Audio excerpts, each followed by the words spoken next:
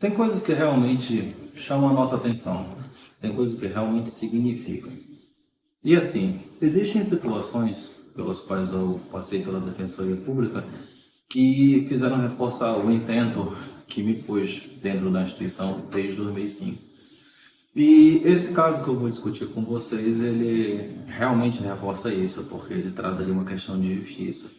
E que quer que não, é justamente a justiça que me impele, que impele tantos a buscar por um mundo melhor, pela construção de soluções que seriam mais adequadas e justas num mundo tão desigual e tão injusto quanto o nosso. Eu estou falando da situação dos servidores da TV Cultura do Amazonas, da Contec. Ela é uma situação muito delicada, porque a injustiça que aconteceu com eles continua acontecendo até agora. E parece que toda a força que nós temos empreendido para tentar salvá-las, parece que não tem adiantado de muita coisa. Por que eu falo isso? Eu falo isso porque hoje nós estamos protocolando o derradeiro recurso na sua defesa. Nós estamos entrando com um agravo interno dentro de um recurso extraordinário, na esperança de que o Supremo Tribunal Federal possa conhecer uma situação de extrema inconstitucionalidade e injustiça que tem acontecido com esses servidores. E eu falo disso porque nós já estamos aí há anos fazendo uma degladiação jurídica dentro do processo e todas as teses que ocorrem dentro dela estão, parece que, correndo bem longe do que é o ideal de justiça que deveria estar levando casos como esse a serem apreciados. Mas qual é a situação deles? Eu lembro muito bem porque eu fui procurado pelos servidores ainda em 2010, preocupados com uma situação muito absurda que estava acontecendo com eles. Eles entraram dentro da chamada TV Cultura quando ainda existia uma diferença, uma discussão a respeito da natureza jurídica daquela que vinha a ser configurada como sendo uma fundação pública de direito público. Eu já tinha sido fundação pública de direito privado antes, já tinha sido antes de 88, inclusive, a autarquia, e existia uma grande dúvida da administração pública se a entrada de pessoas, empregados públicos, dentro de fundações, deveria se dar através de processo seletivo, de concurso ou qualquer outra coisa. Ninguém sabia, muito menos eles. Boa parte deles, técnicos de operação de TV e rádio, trabalhavam em outros TVs, foram convidados e foram felizmente integrados na TV Cultura, com a carteira de trabalho assinada como de tantos outros locais. Para eles, que não são versados em conhecimento jurídico nenhum, eles estavam trabalhando em uma TV como qualquer outra. E aí, passam-se os anos e eles acabam sendo alijados dos mesmos direitos que os funcionários tinham. Sendo perseguidos pela direção da época, sofrendo assédio moral terrível, resolvem procurar a justiça. Acabam batendo na porta do Ministério Público do Trabalho do Amazonas. E, para surpresa deles, o Ministério Público do Trabalho, que ao invés de procurar fazer sua defesa, acabou movendo contra eles uma ação civil pública pedindo desligamento, porque o MPT entendia que a entrada deles na administração tinha sido irregular. Olha o absurdo. As pessoas estavam de boa fé, estavam buscando proteção. E aquele que era justamente o seu salvador acabou se mostrando para eles como algoz, palavra deles mesmos.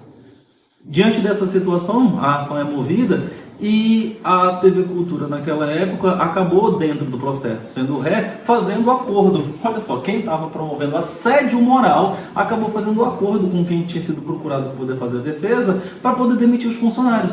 E os funcionários pediram que houvesse direito de defesa, eles tentaram se habilitar no processo. Eles pediram isso através do sindicato, tanto dos jornalistas quanto dos radialistas pedindo entrada, mas foi negado o acesso aos processos. E eles acabaram não conseguindo fazer defesa nesses processos. A manifestação judicial foi que, se por um acaso eles se sentissem injustiçados, que eles buscassem isso através de ação rescisória. Quase que um escárnio essa situação. Acordo homologado, processo para demissão de mais de 133 pais de família. Pais de família. E alguns acabaram sendo desligados nesse meio tempo, enquanto a administração estava provendo condições de poder fazer a substituição do pessoal que ela entendia como sendo substituível. De novo, outro absurdo. Nesse meio tempo, eles acabam procurando a Defensoria Pública, porque havia uma discussão a respeito dos RDRs de Manaus, uma situação semelhante, mas diferente com relação a todos os fatos jurídicos específicos. E, dentre uma das soluções, nós propusemos uma ação rescisória no TRT, aqui da Amazonas, o TRT 11, buscando fulminar essa situação absurda. Porque, isso não se tratava de relação de emprego, mas de relação de trabalho, não deveria estar sendo discutida na justiça do trabalho, sim na justiça comum, ou seja, o foro era competente. Número 2, existia uma violação patente ao princípio do devido processo legal, porque é a Constituição Federal que estabelece que ninguém vai ser privado de seus direitos, como for no caso, sem o direito do devido processo legal. Eles não tiveram o contrário. E a outra, a alegação a respeito da própria decadência administrativa. Eles estavam de boa fé. A administração não pode pegar e anos depois de decidir enxotar as pessoas ou então jogá-las na lata do lixo como se fosse bagaço de uma laranja. Isso está errado. Depois de muito tempo de demanda, e houve uma discussão tremenda da Justiça do Trabalho, porque nós, Defensoria do Estado, entramos na Justiça do Trabalho, porque foi lá que foi proposto a ação de forma inapropriada, porque não era para estar na Justiça Comum. Houve a discussão a respeito da legitimidade da Defensoria Pública, mas isso acabou sendo superado em grande maioria pelo Tribunal e o mérito foi conhecido. E o Tribunal disse que sim, houve violação ao devido processo legal e a ação rescisória foi deferida, permitindo que houvesse o retorno dos servidores. Questão de justiça. Só que eu não sei o que move eu não sei o que moveu o interesse das pessoas envolvidas. E eu falo o interesse jurídico nessa questão, porque eu acho que o fator maior que move as instituições, como a Defensoria, como o Ministério Público, como o Judiciário, é justiça. E aí moveu-se recursos contra essa decisão. Esses recursos foram enviados ao Tribunal Superior do Trabalho para buscar desconstituição dessa decisão do tribunal, fazendo com que as pessoas fossem demitidas. A troco de que, de novo, eu não consigo compreender. Durante esses anos inteiros de discussão, o processo acabou demorando em apreciação no próprio TST. Eu procurei, durante a minha breve estada na administração pública, tentar a composição no sentido de poder resolver essa demanda. Mas nós tínhamos muita restrição, ainda tanto do MPT quanto do MPE, que são réus na própria ação rescisória, e entendi que não era o caso de fazer composição com medo de gerar precedente. De novo, a gente está falando de 183 pais de família, que não tem culpa absolutamente nada sobre isso. E com a inexistência de qualquer composição, o processo em andamento no próprio TST acaba tendo um desfecho muito curioso. Porque a questão que foi analisada pelo TST não foi a questão de direito em si, de estar tirando dessas pessoas o direito de se defender. O que foi discutido no TST era que a Defensoria do Estado era incompetente para estar fazendo a atuação para a defesa dessas pessoas. Veja-se o absurdo. Nós juntamos no processo uma manifestação escrita da Defensoria Pública Geral da União que afirma que não atua em demandas de natureza trabalhista. Então, essas pessoas não poderiam ter sido atendidas por ninguém. A Defensoria fez a sua obrigação, vendo que estavam sendo desamparadas, resolveram atuar em favor dela. Só que na Justiça do Trabalho a discussão foi para além da questão constitucional. Ela foi para uma questiúncula jurídica que existe na Lei Complementar 80 de 94, a Lei Orgânica da Defensoria, que estabelece no seu artigo 14, parágrafo 1º, que se a Defensoria Pública do Estado quiser atuar em demandas da Defensoria Pública da União, deverá firmar um termo de cooperação. Pelo amor de Deus.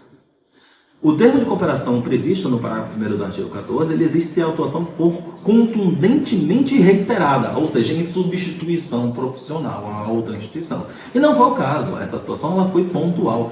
E ainda que não fosse, o primado é muito importante, porque a Defensoria Pública é uma instituição que ela é única e indivisível, então tanto faz se a Defensoria do Estado ou da União, a atuação em prol da defesa, ela é transparente. Da mesma forma, ainda que se entendesse como sendo irregular, quem faz a defesa não pode conspurcar, prejudicar quem está sendo defendido. Então, se a Defensoria Pública do Estado seria incompetente para tanto, era simples fazer a remoção e a entrega do processo para a DPU para a continuação da defesa. Mas não, se atuou de forma irracional e se matou as pessoas que seriam beneficiárias do direito. Então, no TST, houve um indeferimento da demanda que nós fizemos, colocando em risco essas pessoas. De forma bastante diligente, a Defensoria Pública promoveu recurso extraordinário dessa demanda, levando ao Tribunal Superior do Trabalho, levando ao Supremo Tribunal Federal o conhecimento dessa violação gravíssima do devido processo legal.